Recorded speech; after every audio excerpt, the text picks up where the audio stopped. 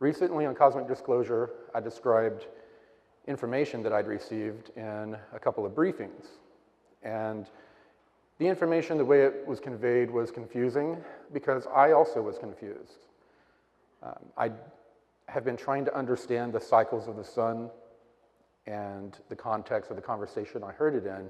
And as you'll see here in a bit, there's a reason why I was confused, because scientists are actually confused. So recently we've heard scientists discuss that the universe is a giant simulation, that it's maybe a computer simulation somewhere, and we just happen to be living it out. While others in the past have thought that the universe behaves more like a giant thought. Now, consciousness is the key to all of this. Everyone talks about ascension, and they don't really, or they have a different idea of what ascension is. And a lot of this information is coming from these main sources. A secret space program, I had access to the smart glass pad. I would sit and I would read and ask the scientists or the engineers for their input, because a lot of it was just over my head. And they would explain, speculate among themselves, and that was the scuttlebutt that I would pick up on and that I brought with me on my testimony to Cosmic. The Anshar recently, when I spent a few days with them, interacted with me in a way through their technology that they shared with me their past, which they claim is our future. The Blue Avians have shown me this information on a completely different level, from a different point of view, from more of a sixth density point of view. And I've brought all those together to try to explain the recent information I've been given. So the SSP Alliance, they've been fighting for full disclosure. What originally caused the SSP Alliance to form was that they found out about the slave trade that was going on, the galactic slave trade, and the trading of genetic materials to other beings from other star systems. And they want the crimes against humanity exposed, as well as the technologies. These alliance factions pretty much formed out of Solar Warden in the beginning, and then some of the other secret space programs, like the Interplanetary Corporate Conglomerate and the Global Galactic League of Nations, people began to defect and bring technology with them and information, which is the most important thing. And they could break out of the compartmentalization and then begin to fully start sharing information in a way that they couldn't before, and begin to put things together. Now, the Anshar, they claim to be humanity in the future. This has caused a lot of confusion. There already is a lot of confusion in the programs about Nordic-looking beings, because there are Nordic-looking beings that have been interacting with us since we formed the United States, at least, that we know. And some of them are actually from other planets. Others are from completely different, I guess, a dimension. The Anshar claim to be from a different time, a timeline, or a future timeline. So, you know, there were arguments that I heard between the SSP scientist types and engineer types were that they were from another dimension. So there's a lot of discussion about where these people are from and exactly why they're here. So the Anshar, they're fourth density, they're us in the future. They live in an underground civilization, and they've been in a timeline war against the reptilians for tens of millions of years. And I heard a little bit more about the future that I'm going to share later on, about what occurred with the reptilians, how the reptilians were in servitude to this artificial intelligence. The reptilians are infested with nanites and are pretty much slaves themselves. And that all ties in at the end. The Blue Avians are part of the SphereBeing Alliance. They're sixth density beings, and As we've been speaking about recently, they were a part of this ancient builder race, this ancient builder race was a conglomerate group that had a vast empire in our local 52 stars about close to 2 billion years ago. And they have stated that they're responsible for delivering the Law of One information, as well as several other teachings here on Earth. But I'll go into also more details about what they've said about all of our distortions and how we filter information, and even how I deliver information, through my own distortions. Now, they have claimed that they are the messengers and facilitators of the one infinite creator. And the realm they come from, we would basically consider an angelic realm. So we could basically consider them angelics, I would say. Okay, now this is where we're going to talk about the filters, because how many people have read the Law of One? Okay, and how many people think they understand distortions, what distortions are? Excellent. For those who don't, and I've used this metaphor before, so bear with me. When we begin this life, we come in with no memory, nothing. We have to rebuild we have to re-experience and rebuild who and what we are. So we have nothing around us except for little bits and pieces of information. We're constantly looking and picking those little bits and pieces of information, pieces of sand, and we're taking that information and that experience and we're putting it in a little dish and we grind it together. And then we make a little lens out of it. And that's how we look at the world and information. And as we build this lens, it becomes distorted with our emotions and traumas and how we perceive certain experiences. That's the lens that we hold up to light, which we're going to call information. And then the light gets diffracted through the lens, and it's not the type of the pure light. All of us, every single one of us, no matter how far we think we've come, we have one of those lenses that give us the distortions and the information we take in. So when I'm having an experience with these beings, I am bringing in that information through my lens, my belief systems, my experiences, my perceptions. And when I then turn and give the information to everyone else, the same thing is occurring. And you have to realize that when the information hits you, already distorted through my lens, it then has to go through your lens. So for them to deliver information like the Law of One to us through these lenses and get it in a way that will filter through all of our lenses in somewhat of a similar way to where we get the point is very difficult. And just know that the information that I'm bringing in is coming through my lens, and everyone should use their discernment.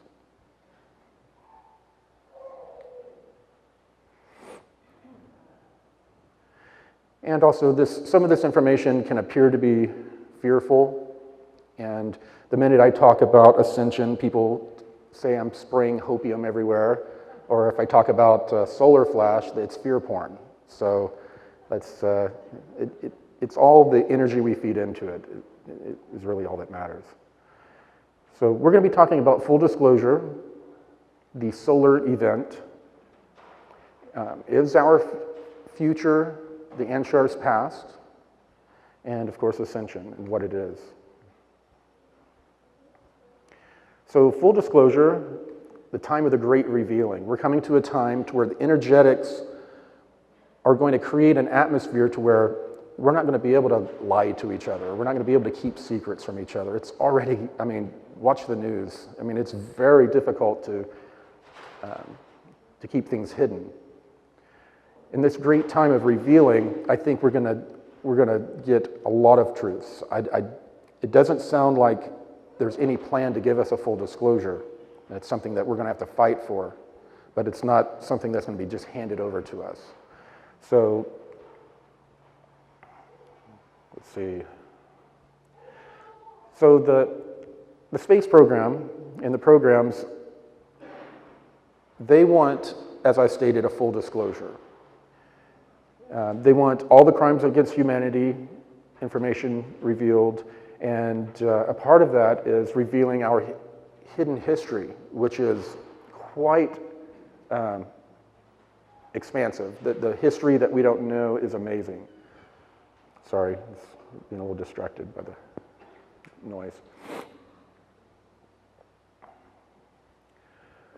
Now, on the Anshar timeline, which they're claiming is our future, they didn't get full disclosure until after the solar event happened.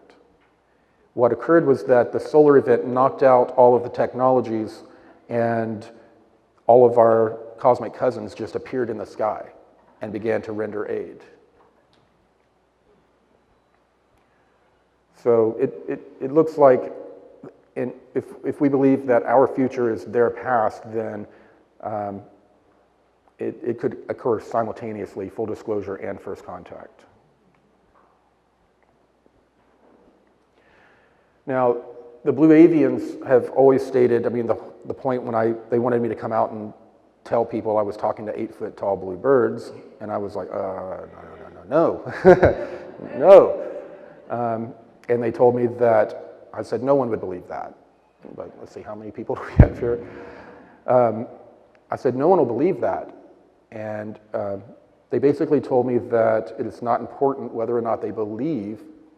This information just needs to filter into their consciousness, and thus into the mass consciousness, and then the job is done.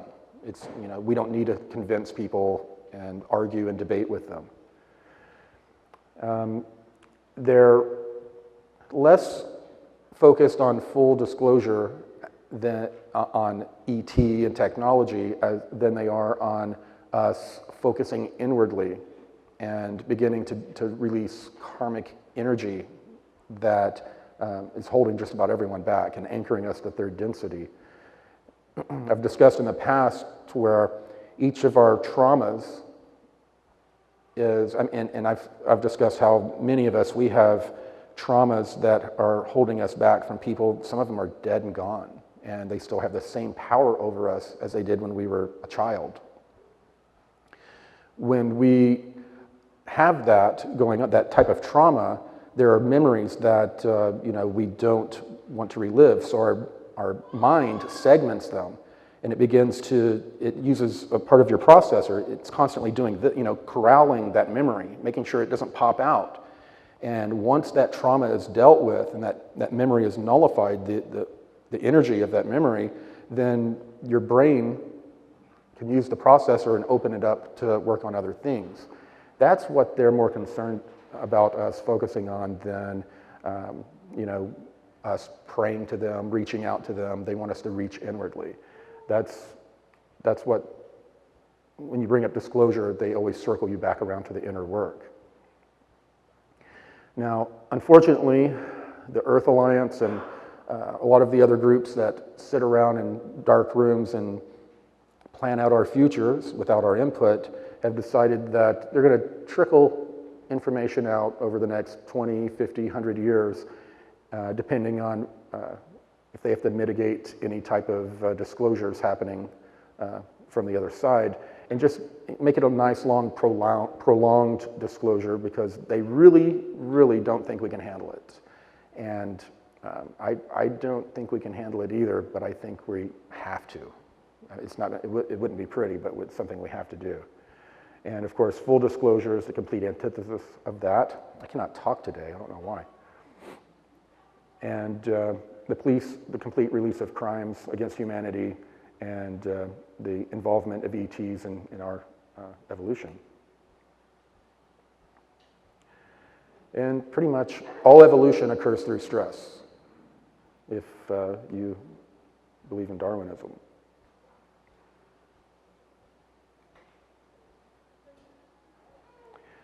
So the solar cycles, this is where I really got confused, because I remembered that solar cycles were 11 years. That's just what I remembered from school. And it turns out that they are not on they don't always work on 11-year cycles. The last one, I believe, was like 7 years. You go through, we're exiting cycle 24 right now, and we're supposed to be going into cycle 25. According to all of the work that they've done predicting solar cycles, the solar cycles are supposed to be picking up in intensity, but they're reducing. And they're slowly, the sun is slowly getting weaker and weaker in intensity.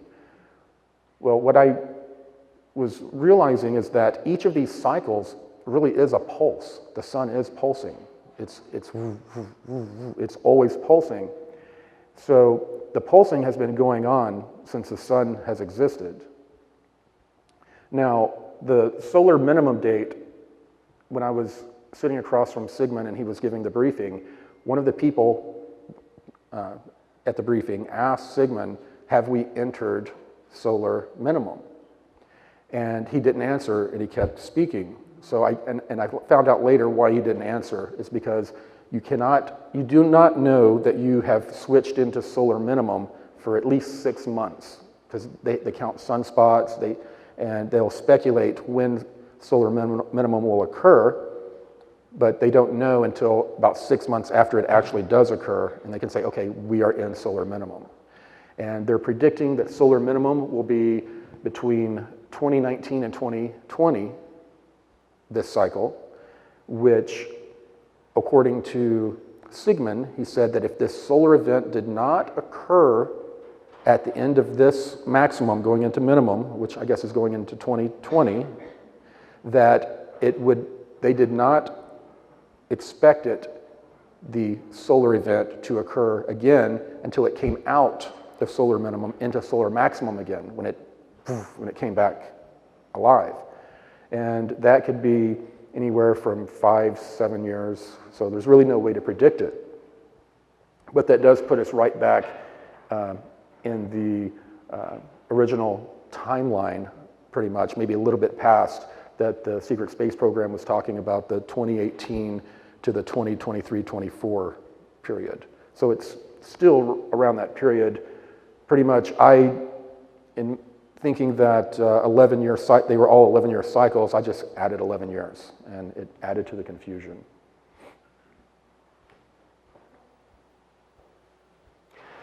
So, what is the solar sneeze? I saw in the smart glass pad how they had talked about it was going to be a massive 360-degree full mass coronal ejection. And also in the papers, they were thinking, some people were postulating that it was just going to be this major just energy pulse, and then people were going to turn into light bodies. There are all these different ideas about what's going to happen. According to the Anshar, what they showed me when I was sitting in one of the egg-shaped chairs and they were showing me their history, they showed me the sun explode. And when it exploded, it kind of exploded in an oblong way around the equators, where most of it exploded out, and then some out from close to each pole. And it was just huge waves of plasma coming in. The animation, it shows fire, but it was huge plasma clouds coming in. And we'll see in the animation later, I'm skipping ahead a little bit. I was sitting here and I was in the chair, and it was funny because the earth was hovering above my knees, and the sun was over here, and then the moon was moving and it was up here, and then there was a flash, and then all of the plasma that I mentioned you see leaving, and then it hits the moon, and then it hits the earth, and it hits the earth spins like maybe 20 degrees. It spins, and where it hit, there's a circle where it punches through the atmosphere, and it looked like it was above Europe and partially above the Pacific, and it was like a hurricane of fire that went down, and it boiled the water and burned the land in this one area, but it didn't destroy. It wasn't this huge destruction like they depict on Knowing or some of these sci-fi movies, to where the earth is just completely destroyed. But there were some pretty rough side effects. I'm skipping way ahead. So in the programs, a lot of the nuts and bolts people thought this is it. It's going to be the end of all civilization, all technology. Everyone's going to die. Some of the others believed that it was going to transfer everybody immediately into light bodies. We're going to fly around and read each other's minds. It's going to be awesome. Yeah.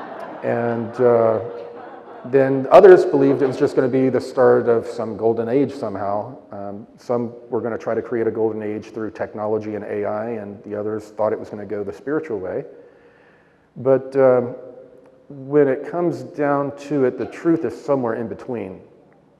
One of the things Mika told me was that out of all the local 52 stars, how many of those, out of those local 52 stars, how many of them do you think everything unfolded just like in their religions and prophecies? None, not one. There were similarities, there was information that helped each of them prepare, but none of them were exactly like how they had been told in prophecy. And I think we can expect the same.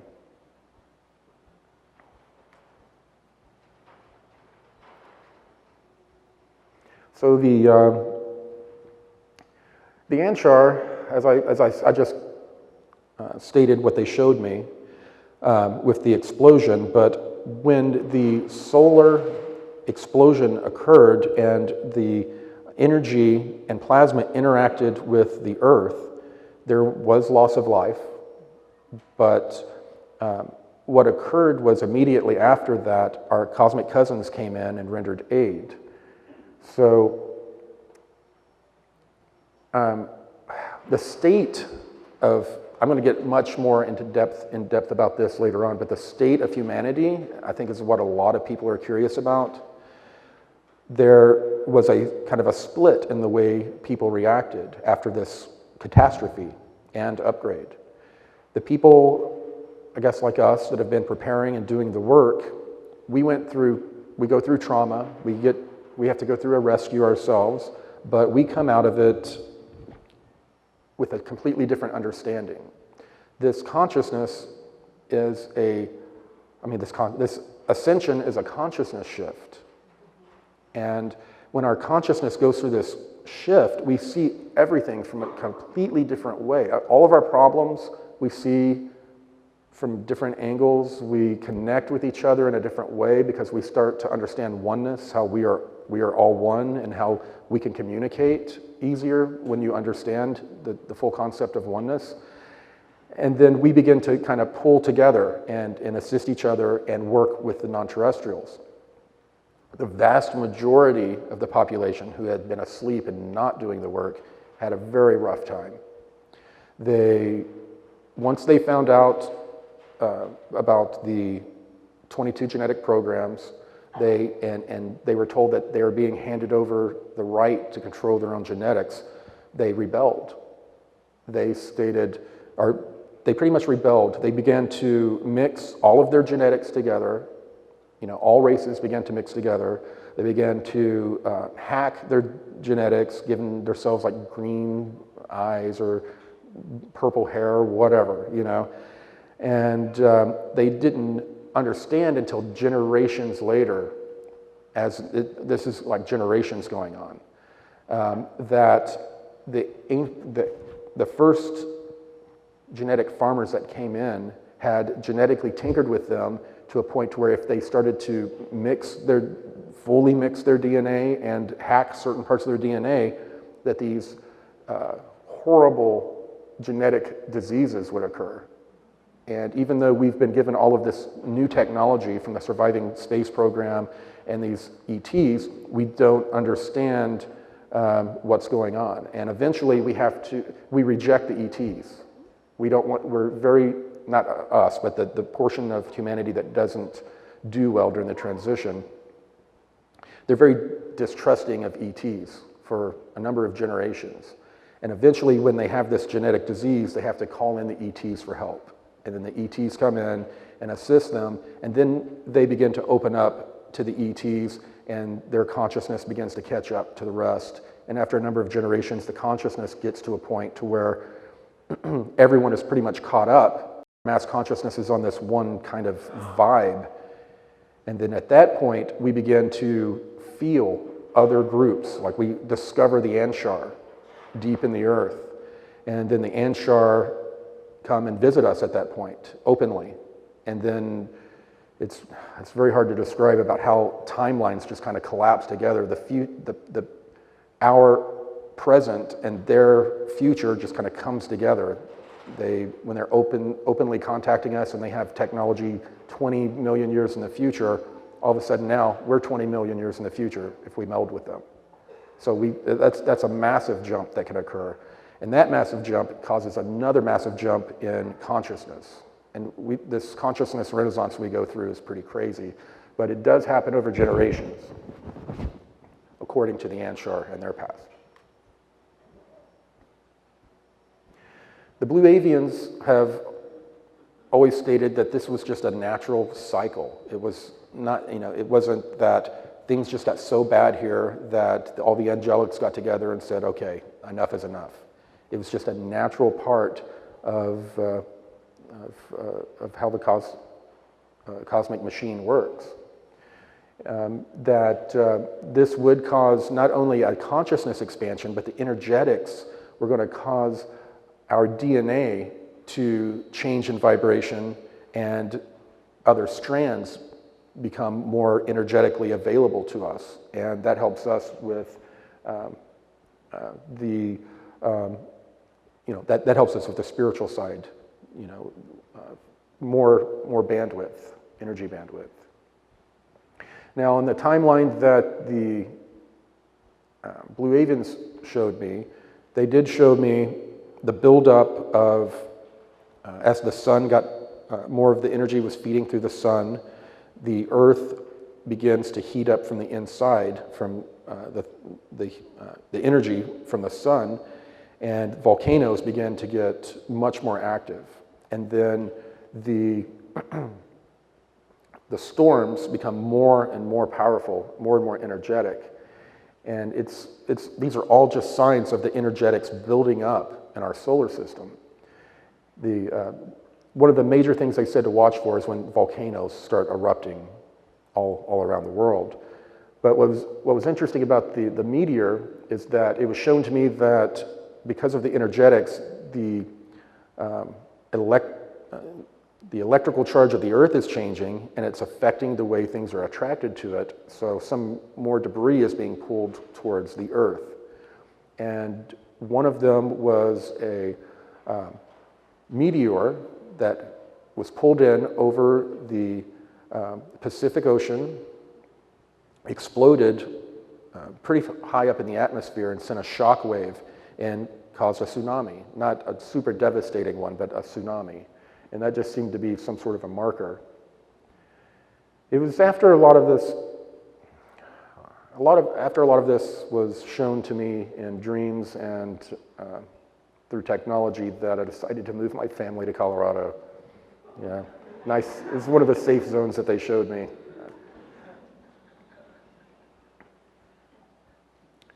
The SmartPad information basically, connects to some ET databases, but mainly connects to all the dark military scientific databases. And like I said, the scuttlebutt in the programs was that this was going to happen at the end of the solar minimum, which could be next year or the year after.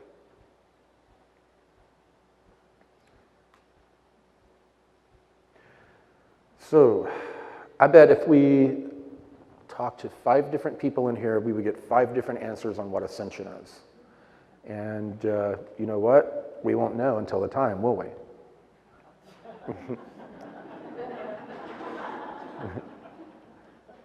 So, the SSP Alliance, like I said, there are a lot of different ideas about what will occur. But most of all, they believe that the fulfillment of their prophecies, biblical prophecies, and some other prophecies that we've never seen that are hidden prophecies, a part of their secret manuscripts, that they are watching to occur, and in many cases, they're trying to make occur. You know, they'll make wars in certain cities, ancient cities occur to, you know, like Damascus. They're trying to make certain prophecies be fulfilled. Now, the Anshar, as I stated, they believe that it, is there a noise feedback? I don't know if they can take care of that. So, you know, we've pretty much talked about this. It's a natural part of evolution according to the Anshar. And according to the law of one, those who remain in fourth density upon this plane will be of a positive orientation.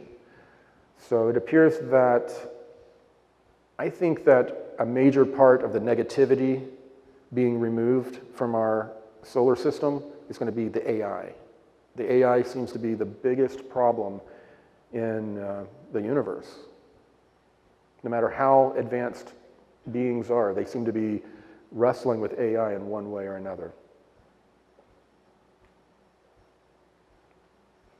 Now here we go. Their history.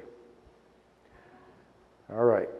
So they have, all three groups have studied that and put out how much they understand our co-creative consciousness and our mass consciousness, how it can create reality.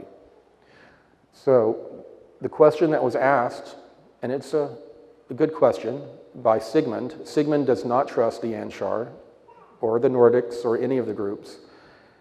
He's saying if we have this co-creative ability and the Cabal has used movies to control our co-creative abilities to create what they would like, how do we know that the Anshar really are us in the future, and how do we know that they're not telling us this information to get us to co-create it? Good questions, and I don't know the answer to that. I haven't sensed deception from them, but they're much more advanced beings than I will ever be, so I can't pretend that I'm advanced enough to know, you know, what's going on in their consciousness. But all I can do is observe and report, and that's what I'm going to do. Now, a lot of the type of information I was shown has been popping up in prophecy going back thousands of years. Even Edgar Cayce talked about very similar things. So, you know, the Book of Enoch, a bunch of other texts, they talk about, you know, cataclysms and things that sound like pole shifts. Now, recently, I spent 3 days with the Anshar, and I got to end up spending some time with the elders. And the elders pretty much spend a great deal of their time in the chairs. And the elders are probably the #1 group that are connecting with people. They were trying to teach me how to use the chair, to interact with the chair. And have y'all used the biofeedback toys to where you'll put a little thing on your head and try to get a ball to float, and you sit there and you finally figure it out? It was kind of similar to that. What they started out showing me was how they observe us. They sit in these chairs, and they will observe us at home or at work, and they have a readout. They know what we're thinking and what we're postulating. Like if a scientist is sitting there, and he's very close to a breakthrough, but not quite there, they'll just do this little ball thing comes up and floats, and they're messing around that, kind of like a mouse tracker. And they'll do things with it, and they'll give people a download, an informational download. And the information comes in like a zip file, and then it just unzips inside the person, and it's like original thought to the person. And they've been doing that. And what's weird is they do that to maintain the timeline, but it's also their entertainment. It's like watching television. Some of them will follow, it's like almost like a soap opera. They will follow us for like 5 generations. You know, they'll see a person, they'll be, oh, you remember his great-great-grandfather, how he would act that way? He kind of looks like him too, you know. They follow us that long because they live over 900 years. So, I mean, that was a little disturbing. I don't know, when you think you're alone, you spend your time a lot differently after, you know, you wear a towel when you wouldn't normally wear a towel. Because, I mean, they're probably floating around here right now observing us. But that was pretty, I mean, they spend a lot of time in the chairs and a lot of time observing and interacting with us. We just don't realize it. A lot of time in our dreams, too.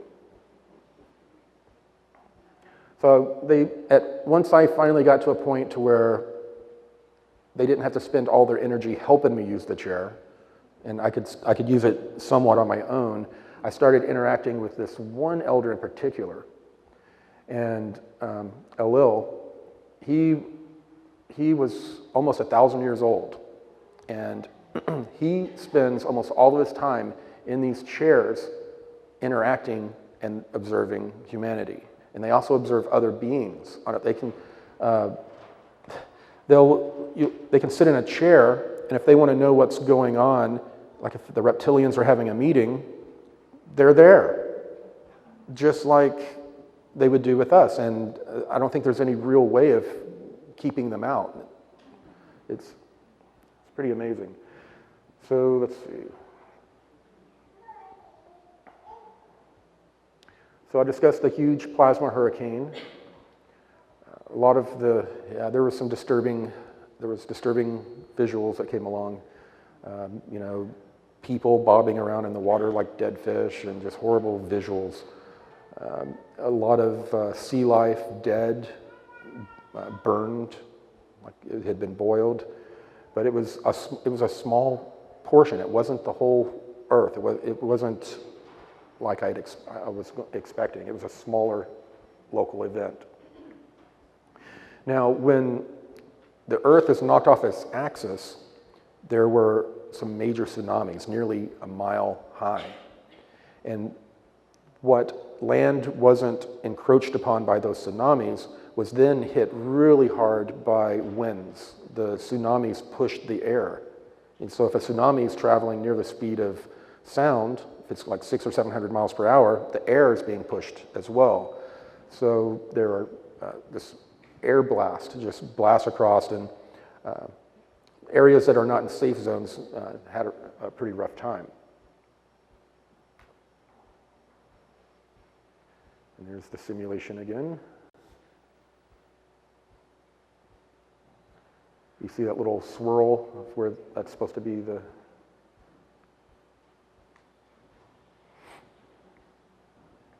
So what they showed me next was amazing. The sun literally turned into a giant coronal hole. It was not black, but it was almost black. And it was that way for a number of days, and then it just, poof, it comes back with a big explosion, comes back into equilibrium, and it's now a different type of star, slightly different type of star. It went through its fourth density evolution. When I've talked to these beings about why does the Earth have to go through this cataclysm, why, you know, what's up with that, you know? They said, I'm told that on all the different planets, there is some sort of planetary disruption. And when I've asked them, is there a way to stop it from happening?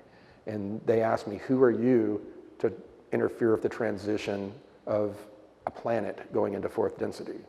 You know, so it's kind of hard to argue with. Can't argue with it. So what happens is you see the solar flare knock everything out. The survivors on the planet, if aid had not been rendered, 90% of them would die. I mean, this was a technological civilization. Technology's gone, so civilization is gone. There is a cosmic loophole to where when civilization has collapsed, or if it's below a certain level, that ETs can come in and openly interact with us. And that's happened with us many times in the past. What happened was, it was almost immediately after this event occurred, you begin to see some stragglers, small little numbers of secret space program people that survived that were coming to try to help basically their people here on the Earth. But simultaneous with that, you see all of the sky is covered in clouds. You can't see the stars. All of a sudden, all of these stars all over the Earth start to appear in the sky under the clouds, and they just hover there. And then they all in unison, not one at a time, all in unison, drop and come down to the Earth and begin to render aid to everyone, and helping them stabilize and deal with the trauma, and then begin to share with them information about the different projects and, I mean, everything. And then that's when a lot of us go into our rebellious stage.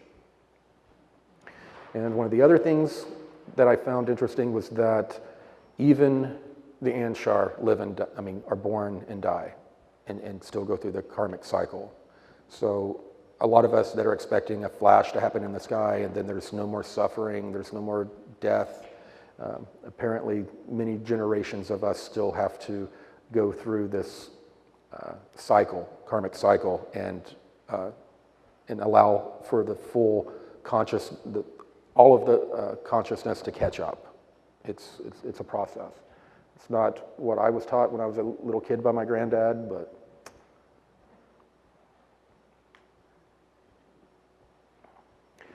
now the solar event destroys all artificial intelligence in the solar system and nanites.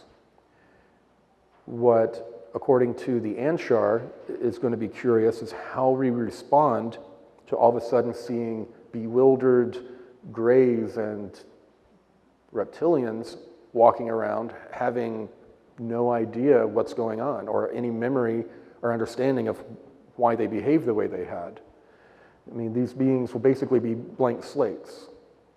And there are going to also be some humanoids and humans that have had those implants that have done bad things that after the implants are removed, we're going to have to figure out what's the ethical way to deal with them.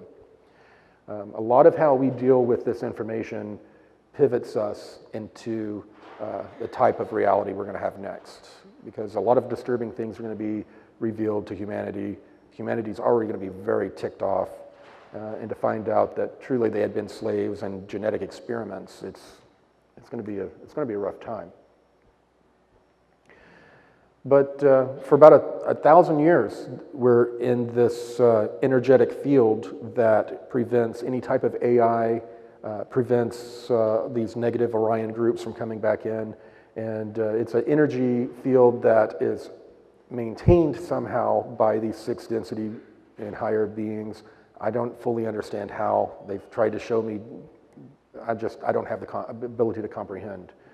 And if I tried to repeat it, probably wouldn't make sense.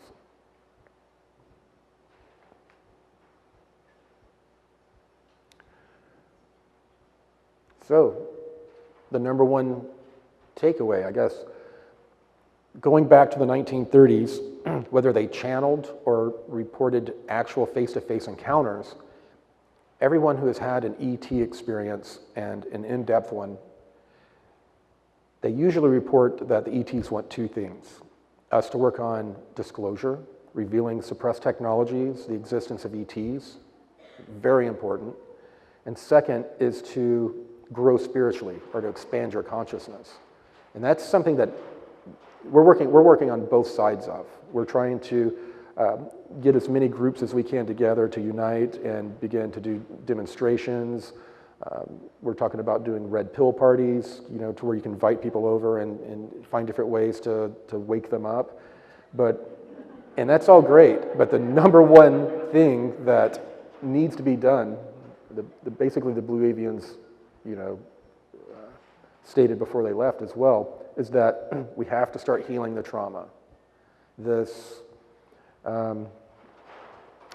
cycle of being caught up in the trauma and not able to fulfill our mission because of the trauma, we don't have time for that anymore. It's time for us to deal with these things and move on and focus on trying to bring out the most optimal temporal reality for all of us.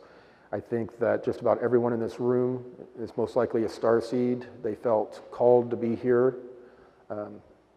to experience this. I was told that I agreed to this, although I've asked repeatedly for some sort of a video clip of me signing, you know. And I haven't had one yet, but supposedly we agreed to this. And supposedly we're here for a reason. And I think that right now we should focus all of our energy on finding out what that reason is. If you already know what your mission is, then now is the time not to let anything hold you back. This is the Great Awakening. All of us, every single person in here chose to come here, and believe it or not, you chose to have all these crazy experiences, to have this perspective. You chose to do whatever weird little hobbies, weird jobs that brought you this knowledge, and you didn't know how you would ever use it. But it looks like now's the time. Going back to the trauma, we came here to have these experiences, and we supposedly agreed to the trauma. But as we came here as starseeds and were identified and seen as a threat, and they traumatize us, they don't realize they're training us for our mission. All we have to do is then learn how to let go of the energy of that trauma and then look back at those experiences and use them against the enemy. We've all been trained. We just need to do the final part. So I think right now, I've talked with David, and I'm going to use David because he's been doing this for 20 years. And he has stated that he has never seen the community so jazzed up and ready to get involved, ready to make a difference. Usually he would sit there and, you know, they would smile and be happy in the seats, but now they're asking, what can I do? How can I get involved? And to that question, I say, you don't have to jump on my bandwagon, jump on your own bandwagon. Use your skills, your talents, these weird little oddball jobs that you've done where you've picked up this knowledge and you didn't know why. Use those to affect the mass consciousness in a positive way. That art, music, even people who have business knowledge, they don't understand why they became so proficient in business. When all of us come together, we find a way to take all of those skill sets and make them work. And I think that we're coming together during this time for a reason, because we are service to others.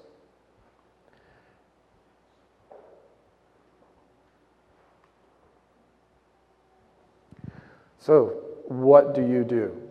What do you do from here? I've told people that it's probably not a good idea to go to your family tonight and talk about 8-foot-tall bluebirds. How many of you have tried that? Yeah, okay, I figured. Okay, how did it go? Not so good, right? Yeah. I haven't had the guts to try that one myself. The focus should be on suppressed technologies. There's a lot of information out there about suppressed health technologies, information out there about what's going on with all the vaccines. There are a lot of things more down to earth that you can focus on to begin to expand people's consciousness. And I think that if we use our skills, if we're artists, if we make movie clips, or whatever, if we use those skill sets mindfully towards our mission, then we are definitely going to make some major changes to this world. And I think that's what we're here for, and now is the time. I mean, if you look around, now is the time. Now. I've been talking about this for a year. I'm happy to announce that Return of the Guardians is now on sale. Finally. Thank you. Now, this is I think a lot of people in the community have been trying to figure out what in the heck is Corey doing. He's like making a comic book. He's talking about doing, movies and all these other weird things. Why? Well, one of the things Tier explained to me is that we need to use the tools that are being used against us. All of us have some sort of an ability to affect the mass consciousness, to affect even just a small part of the mass consciousness in little groups. If we can come up with things, like imagine if you had this book and you could hand it over to someone, okay? They look at it, they're into sci-fi, but they're not into aliens. I don't know how, but that's, yeah.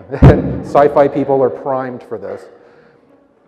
And they usually read books about people killing each other and, in different clever ways, but they get information about consciousness and the expansion of technologies secretly, and it's done in an entertaining way. Well, this information is getting into their subconscious, and it begins to work on them. Their higher self uses that information and leverages that against other experiences and information coming in. If we can, not just me, if all of you, if you have experiences, go out and do your own comic book or movie or something.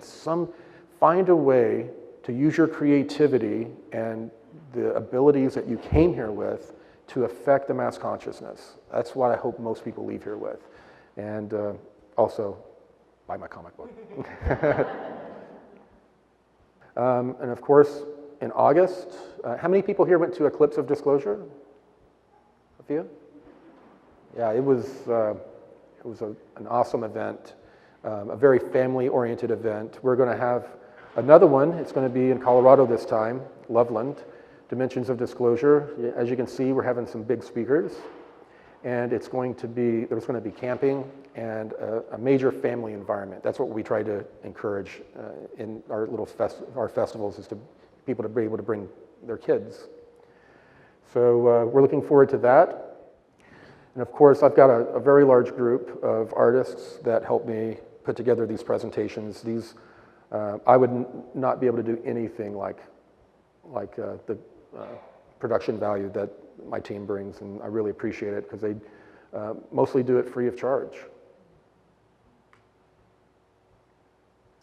So, did this bring up any questions for anyone? I think, are we going to have a mic? There we go.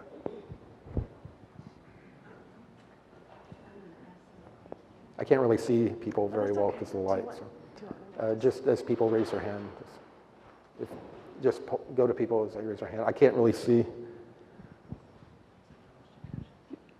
Hi, Corey. Hello. I've heard this concept a number of different ways, at least 10 different ways, from Seth material, and that has to do with our ascension having or stopping another civilization's ascension. And as of late, I've heard of it in terms of the solar system being the third chakra of a grander being, as it were, and we're kind of preventing its ascension, as it were. Could you elaborate a little bit more upon this? From what I was told, is that the Earth is going through its third, fourth density transitional, just like we are. The Sun is also going through this density shift and transformation. The Earth, no matter if we were here or not, if we were happy about it, sad about it, it's going to go through this transition. We're not going to hold it back from the transition. What occurs is that the energy of the beings on it their state can determine how difficult of a transition occurs. It's like we almost become like anchors, as it's trying to go through the energy, so it makes it rougher going through. If we were, as a mass consciousness, a little bit more blissed out, like has occurred in some of the other planets, then there's still going to be a rough transition, but it's not, anywhere near as bad as if they were putting out energy of, fear and just lower vibratory energy. What about a comment about us stopping others from their The only thing that I heard was similar to that was that, like the Blue Avians, when they were the ancient builder race and they created all this technology to keep out the genetic farmers and to have their own thing going on in the local 52 stars, when they did that, when they ascended and left this plane and left technologies behind, those technologies were then utilized by developing beings that ended up making us karmically tied with that ancient builder race.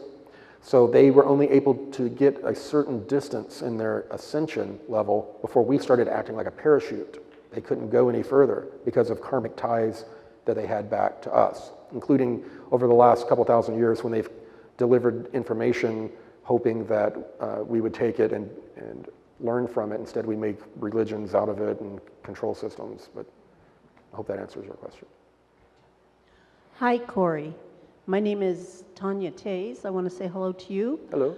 Hello. I read on your blog that you were modifying your presentation today. And I want to let you know that last night I was looking at the flyer for the entire event, and I read what you had posted that you had intended to talk about Google, Facebook, and Silicon Valley. And it occurred to me, I'm also clairvoyant, it occurred to me that there was the possibility that some of our friends from the government might have communicated to you about who do you think you are coming to Silicon Valley, talking about such things. In the event that that may have occurred, I do know that I happen to know from personal experience that those threats can be real, and you've also communicated, and David has communicated that those threats are real. I want to let you know that you are in the arms of the spiritual community here in the Bay Area. This is where it begins for the nation. We love you. We support you. We will always be here for you. You have friends here. Don't you ever worry. Thank you. Don't you ever worry about what you have to say, because we want to hear from you. Thank you. Thank you. Yeah, no threats from Silicon Valley. Hi, Corey. My name is Leslie Danielson, and I have a question. Does any of those avian, blue avians, get reincarnated into this plane, and are they here with us as humans also? Yeah, there's probably a bunch of them in here now. Seriously, yeah. Okay, because I have been to Sarah ceremonies, and I am known as a mother of feminine energy, and the energy of feminines that came to the ceremonies are blue, a lot of them, on the familial ceremony of the Sapito. So I just wanted to know if I have any connection with them. Yeah, I mean, there are a lot of incarnates here from a lot of different civilizations in the higher densities that are star seeds that are here to work. Hey, Corey. Hello. Thanks for coming. Could you clarify perhaps the consensus that you're getting from SSP, Blue Avians, and Anshar with regards to the kind of the process of the transition at the time of the event, of the solar flash? Just in terms of, I'm a little confused after hearing David last night, or yesterday. I mean, are we all going to get like swamped and blown away, and then they're going to come and help us, or? Yeah, pretty much. It's a rough day on planet Earth. rough day, and our cosmic neighbors kind of see what's happening and decide to come over and help us finally. That's, yeah, now, the big question is, are we able to change that future? I don't know. The question, when I ask those types of questions and they tell me who am I to try to interfere with the transition of an entire planet, looks like, instead of changing the planet, we kind of need to learn how to mitigate what's going to happen. I mean, according to what I was told, in every star system, when they went through this solar event, there were some catastrophes of varying degrees. So, yeah, apparently that the actual event is what clears these beings to be able to come down openly.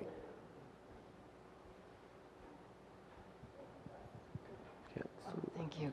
Corey, we get information saying that our current president is cooperating with the alliance, and I'd just like to know if you have any intel on that. Yeah. Yeah, the current climate is so charged that talking about, I usually say the current president because the word just causes an explosion. But yes, my information going back all the way from before he was elected was that he was approached. There was about to be an open coup, that it wasn't a coup against Obama, against the Democrats, it was against the system. The Republicans and Democrats are equally compromised, and they wanted someone who had, I guess, was brash and wasn't compromised by the cabal, wasn't owned, that I guess had the guts to face them. Now, a lot of people saying he's playing the part of the fool, which, he is. A lot of people say that about me too. That's okay, I'll own it. But he is just a small part in an alliance of many countries that are working to get rid of this very occult group that has been running the planet for thousands of years. And for the average person that watches the news every day to be told that these horrific things are occurring when we don't see anything like that in our created reality, that's a big leap to try to ask people to take. So then asking people to believe that there's an occult group running the planet, and then trying to ask these same people to believe that they're ETs, I mean, it's all a part of disclosure. All of this stuff is a part of disclosure. And I don't think when all this information comes out, none of us are going to be like, yes, my side was right. We're going to be like, oh, I voted for that guy. Oh, no, It's going to be like that, and we're all going to have to just move on. The number one thing is just, especially us in this community, is pulling ourselves out of that that created environment for left versus right and all of that. It's all created to cause division. Another main reason that they most likely don't want us to know about ETs is that all of our cosmic cousins around us, they don't have yellow hair and white skin. We hear about the Nordics a lot. When I saw them, they were all different shades of brown, and there were all different types. And on this planet, we're still dealing with racism and crap like that. I mean, and when the beings come out of the sky to help us, what are we going to do? And they have they have brown skin, and we have these preconceived ideas. I don't know, we're going to have a lot to deal with when these beings come down, and it's like I said, it's not going to be anything like even us, how we think it's going to be. It's going to be an amazing event. Hey, Corey. Hello. Hi. First of all, just a really big thank you from me, of course, and like everyone, for all this stuff that you do, because it's still a choice to do this, and you bring it to us in a way that I think is just really helpful, but most of all very empowering, and that is so useful. So thank you very much for that. Yeah. Yes. So I hope you feel that love. And also, so obviously, predicting things in general, there's so many nuances, I'm sure, and moving pieces, but I just kind of wanted to get like your general opinion on Antarctica, and if it's kind of like, if you see it, if it would make sense to call it kind of like a wild card, so to speak. Yes. because it's just been a real wild ride hearing about what's going on down there from you and others, of course. And just like to hear you speak about that a bit, because it seems like I constantly see every other day there's something in the news about, you know, an accident there, or scientists are doing this there, but yeah. it's very interesting. Yeah, it's obvious that they're trying to keep Antarctica just a little bit in our consciousness. And there's a reason for that. Yeah, there were a number, I spoke with David and he was getting some intel as well. I was being told that some of the excavations had become so dangerous because of the moving ice, the melting ice, them using steam to excavate, that there had been major collapses and that there had been loss of life of even like university types. So, but yeah, I've been hoping, I guess, not expecting the information to come out a lot quicker, but it's been interesting to see, you know, after, you know, I talked about the cavernous area that had basically a city underneath. I think it was the University of Hawaii, or one of the universities came out and they talked about how under the ice there were these huge thermal domes to where it was like 30 degrees Celsius and you could be in a t-shirt and be comfortable. And I think it's just information is just slowly coming out to prime our consciousness to a point to where, like if there was something major that happened and they needed a mass distraction, then a sudden discovery under the ice may be found. And oh yeah, the Navy, this had to be top secret because of the technology used. Certain sonars found technology under the ocean, but now we can release that. You know, kind of mass distraction type of scenario. But that's kind of how everyone has seen Antarctica. Because Antarctica, it's weird because it's part of it they want to show you, you know, the ancient civilizations and that kind of thing. But then there's all of these R&D programs going on down there that they don't want anyone to know about. And a lot of them were wanting me to give intel about the underground civilization, or under ice civilization that they found, but they didn't want me talking about the research and development bases. But, you know, I talked about both.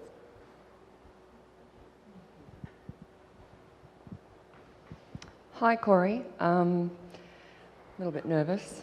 Just wanted to express that I flew all the way from Melbourne, Australia. Wow. On the spur of the moment last Tuesday when your promo video came through. Yeah. Wow. So since you started coming forward on Cosmic Disclosure, I've been following your work and it's changed my life entirely. And I've now come out of one chapter of my life and I haven't found my feet in this next chapter. But this work that you've been sharing and the advice and encouragement, haven't quite worked out where I'm going to go and how I'm going to contribute, if not at the very least energetically. But from Australia, a very big thank you and lots of love and lots of gratitude. And I've already signed up for Dimensions of Disclosure. Awesome. Just, for me, there's nothing else that's more important than this work. Wow. Well, nothing. Thank you.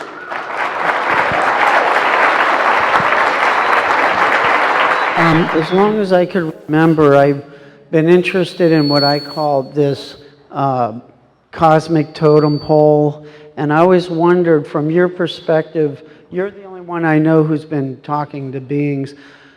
Who or what do you think might be at the top of this totem pole? Some kind of god, goddess, all it is, or is it a field of consciousness? Have any of your beings talked to you about the ultimate creator source? And is it a personality or just a field of consciousness? What do you think? Okay, thank you. So, what is the one infinite creator? Is that basically your question? Is it a man? Is it a woman? They have a beard? Sit on a chair? Yeah.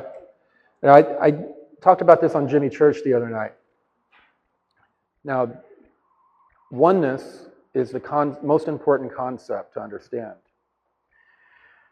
It's one that very few have fully understood, and it was only recently that I fully understood it. Basically, the one infinite creator wanted to understand duality. And it didn't want to understand duality from your point of view or my point of view. It wanted to understand duality from every perceivable point of view possible. Wanted to know everything about duality, the experience of duality. So it exploded into innumerable sparks, of which all of you are. Each of those sparks is the one infinite creator. We are the one. We are a piece of the one. And it dispersed itself in this creation, this universe, which is an electric universe. You know, what do you have with electricity? Negative, positive. Everything is based on that.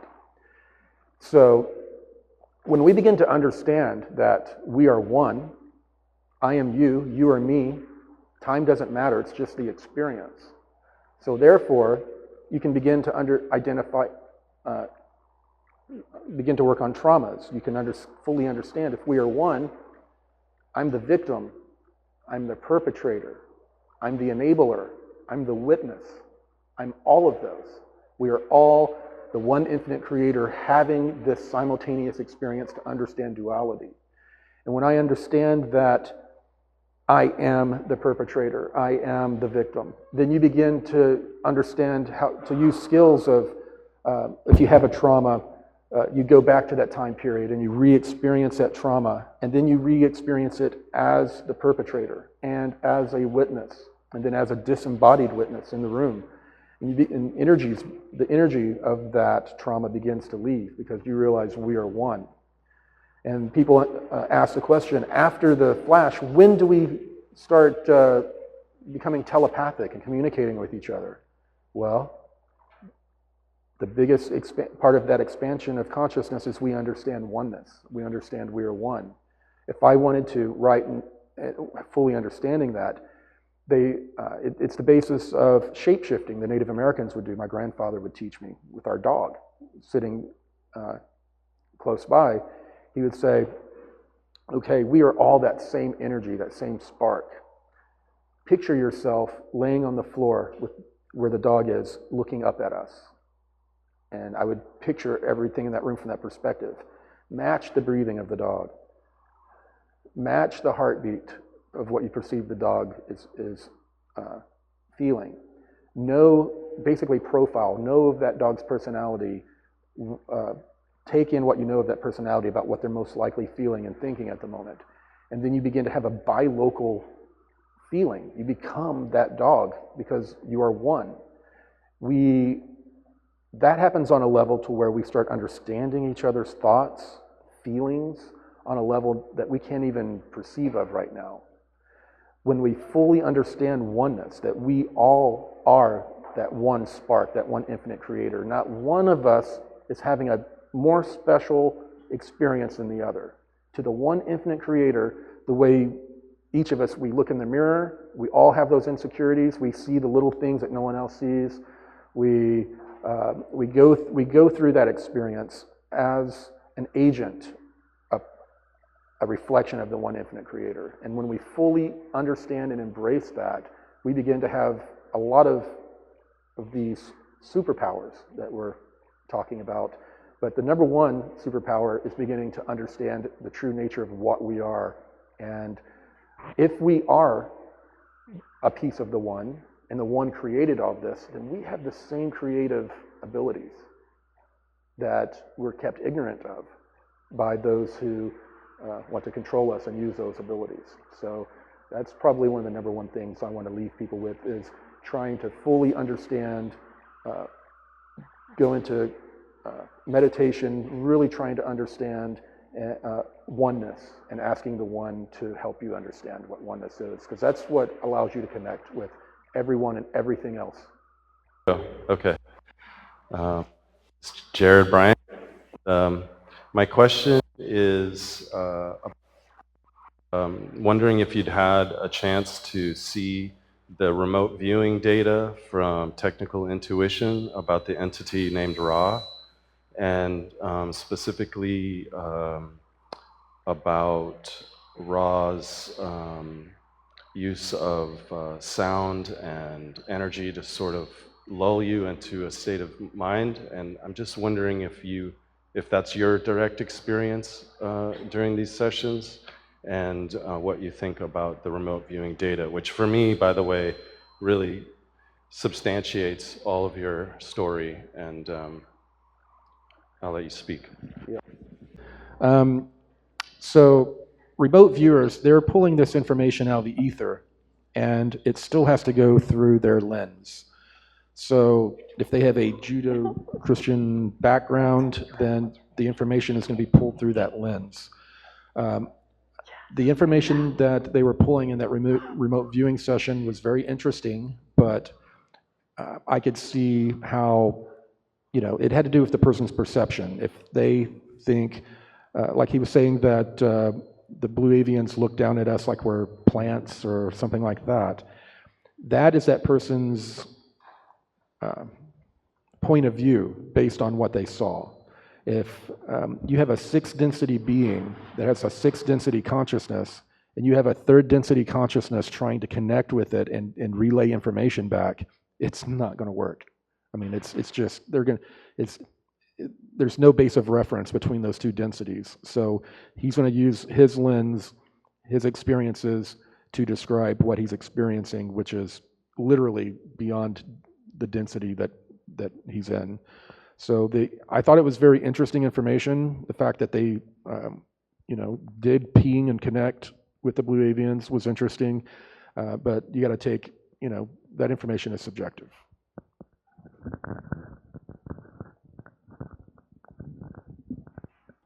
Hello. Hi, Corey. I'm back here, way in the back.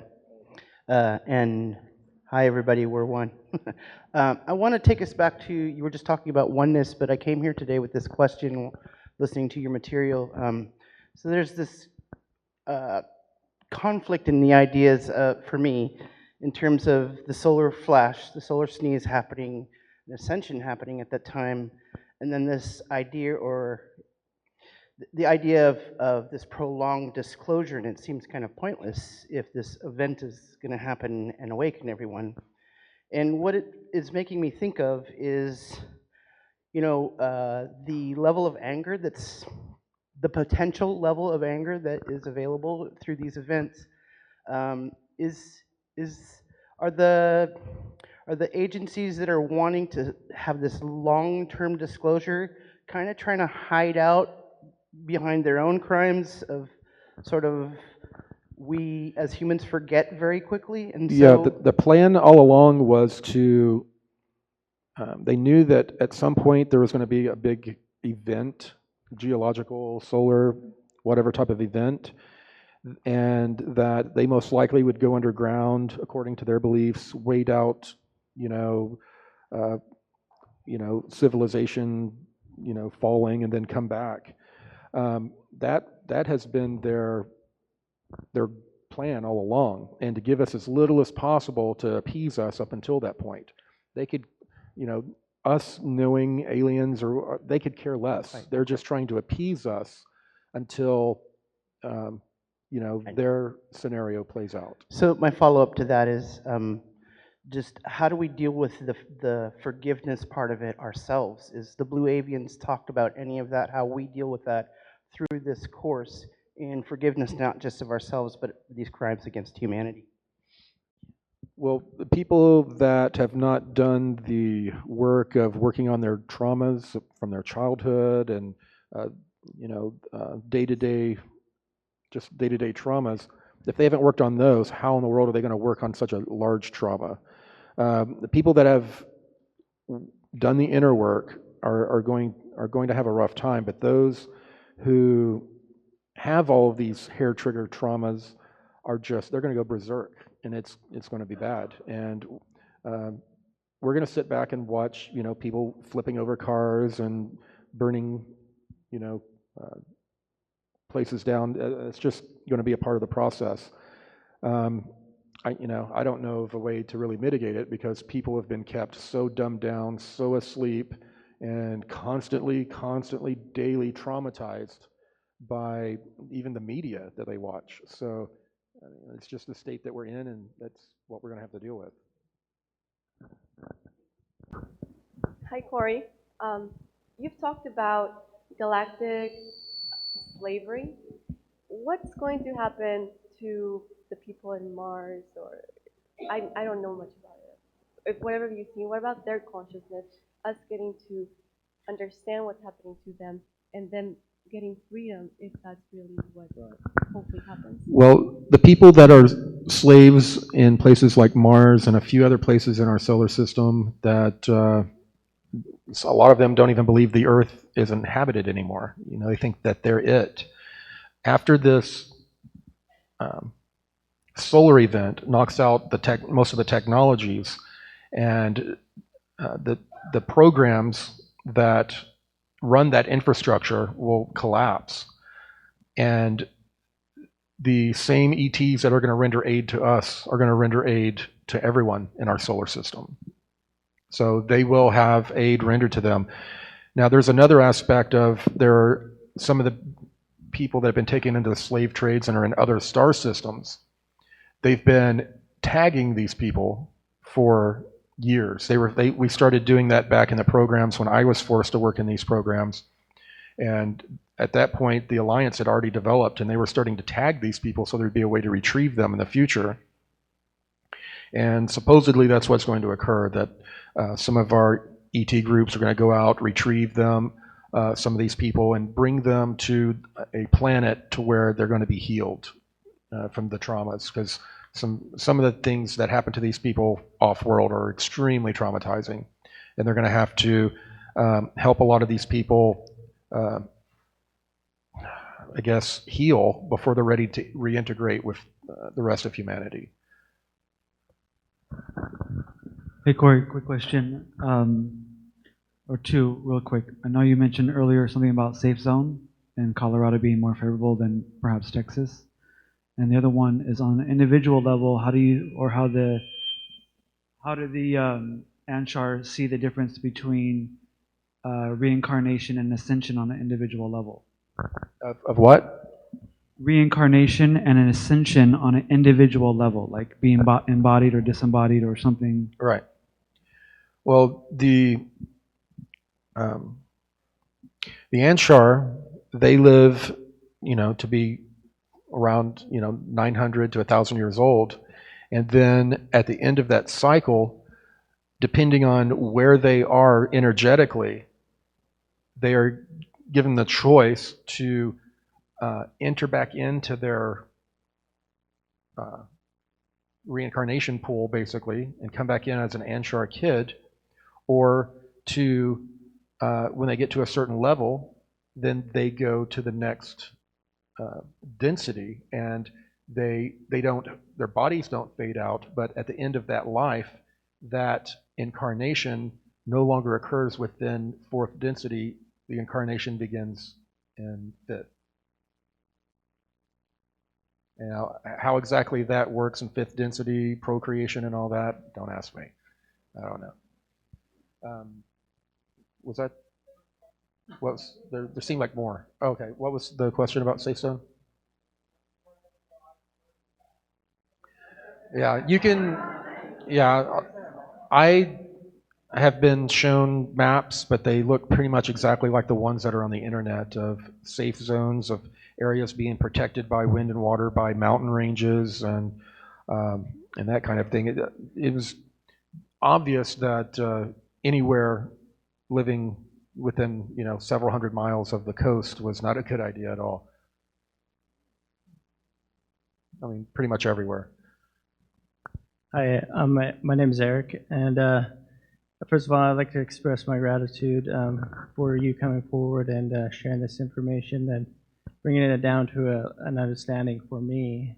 2 years ago, I was just living a normal life, unaware and awake, and then I met somebody that has similar information to you, and similar to our friend in Australia, 30 days ago, I was first introduced to you, and immediately booked our tickets to come here from St. George, Utah. So there is people that are awake in Utah. It's interesting. It's interesting.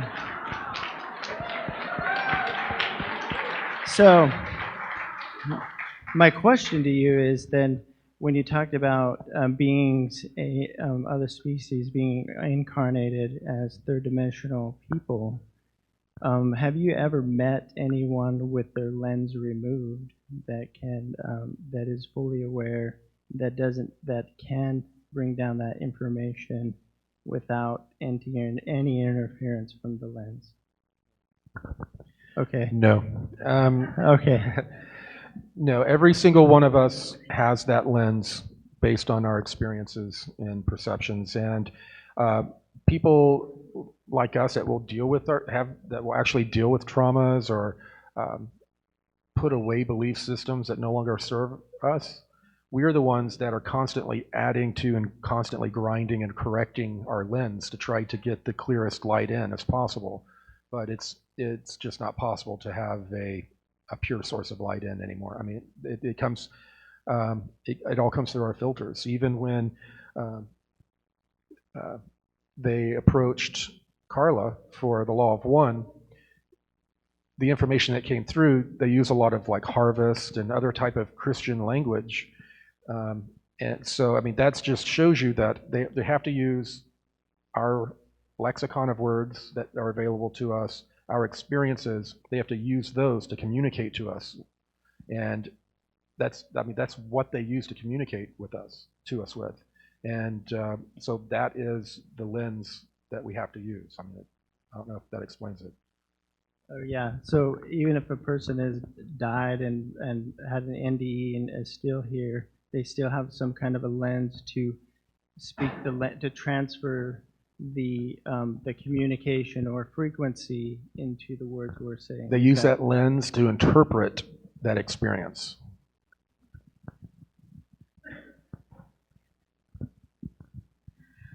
Hello, Corey. I'm so excited to be here today. I've been meaning to meet you many, many times. I've had opportunities and never given myself permission to come because I'm always giving to my children and not myself.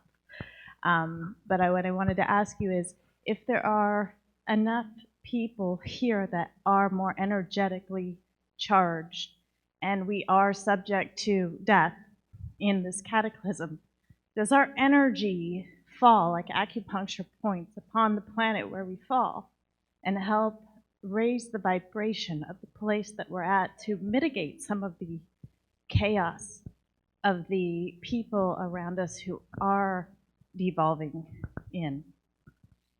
Well, there are a lot of people here that are holding energetic space for the rest of us. And some of the missions have been for people to come here and just be and share their energy. I mean, that's it. And I think certain nodes on the planet, they've made sure that certain star seeds are either born there or find their way there to help balance some of these energetics. It's something that's, it's like a, I don't know, it's like a big musical piece that's being orchestrated from all the different densities and all of these different beings within the densities, some of them coming here to incarnate as us, some of them coming here energetically or physically. It's like it's a symphony of what's going on. And what we mainly need to do is focus on ourselves. If we've gotten to the point where we feel like we've dealt with all of those and we're just trying to help others, then I think that goes back to just your skill set or what you came here with, what you're led to do. There are some people that are doing energy work I don't even begin to understand, but I know that they were brought here to do it and that it's just as important as everything else, an important part of the cycle. So I really don't know a better answer than that.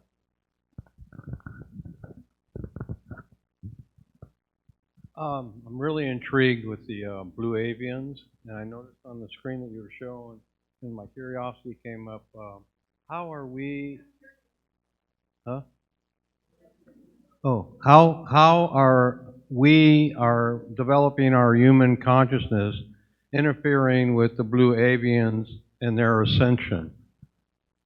What's interfering with them is the fact that we had a developmental process that would have occurred with or without them, other than the fact that they had the technologies that they had left behind were used in war. And that ended up tying them karmically and energetically to what was going on. They further got tied when they said they came down 3 different times to bring us information about oneness, to help us understand oneness. And every time we turned it into a religion or a control system. And that karmically tied them to us. So until we've moved to a certain point, they're just kind of stuck observing us. Hi, Corey. Thank you so much. It's a pleasure being here. My question has to do with how you, as we are informed through our truth lens, initiate collaboration with other people doing the same worldwide, globally, to spur a quicker and accelerated path. So specifically, are you able to communicate and collaborate with people like Cobra, as well as Dr. Neruda with the Wingmakers, and finally someone like Daryl Anka with Bashar? Yeah, and I've spoken with some of these different people, and getting collaboration is in unity. It sounds great, but it's really hard to do. I mean, really hard. A lot of us came from maybe Christian backgrounds. We didn't have such a good time in that environment, so we chose to leave. A lot of us, not all, but so a lot of people joke around about the Christian church or that religion, when this community behaves exactly like it. They split up into all these denominations. Every other denomination's a cult. Every other person is delusional, but I've got the way and the light right here. I figured it out. That's how a lot of people are. So the number one thing I've been trying to do is just get us to a point to where we agree to disagree. We agree that none of us has the truth, but we all want it. And and to agree to not rely on these UFO belief systems we've all developed, and not debate those. To put all that aside and to find a topic that we can work together on. That's why if we talk about aliens, oh no, aliens are all good. No, they're good and bad. No, there are no aliens, they're demons. It goes into this. That's why I've been trying to get people to work on things more down to earth, like suppressed technologies and things that are that the people haven't been programmed to have the giggle reaction to. Hi, Corey. My name is Jesus, and then my question is that we live in an holographic universe. It's like a big computer. I'm sorry? That we live in an holographic universe, like a big computer system. Right. That's what I heard about it too. That's why my question. Right. Well, as I stated at the beginning, a lot of people think that we are a part of a large simulation, which could be a computer. But the way I like to see it is that we're a part of a big daydream. Someone, kicked back and had a big daydream, and we are that experience. So it doesn't totally resonate with me that we are a simulation running in a machine somewhere, though, I couldn't totally discount it. Hi, Corey. My name is Lisa, and this has been such a journey, learning about this information and going through all the sort of realizations of, okay, the world's going to be destroyed. I was working on climate change and, sort of saving the world. So it's been a big journey to sort of wrap my head and my heart around, what's going to happen. And I recently experienced a retreat where the teacher was channeling, and the messages he was channeling are so similar to what you're saying, what the Anshar are saying, that I'm wondering if there was, part of that was coming through. And one of the things that came through was that by us, we keep talking about go inward, do your work, hold the vibration of love, higher frequencies. And by each of us doing that work, I'm curious, I haven't really heard a lot of people talking about the collective impact of that or, critical mass of that. And what came through the channel was that that there's actually the ability, and they were talking about third dimension to fifth dimension, and I don't really know how that correlates to densities, but they were saying we need to shift our vibration to fifth dimensional, 5D.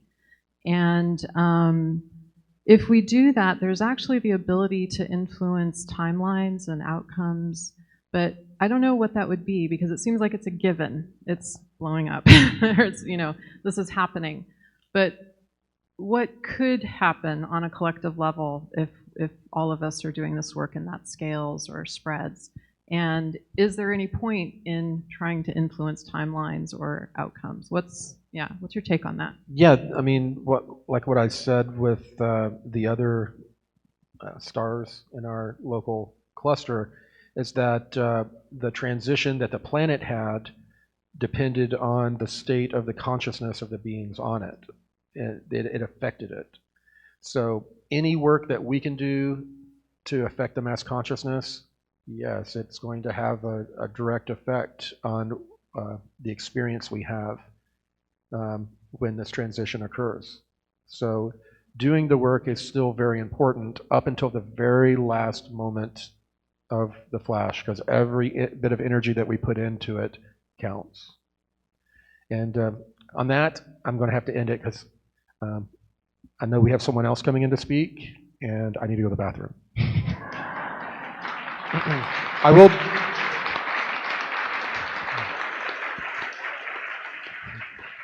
Thank you.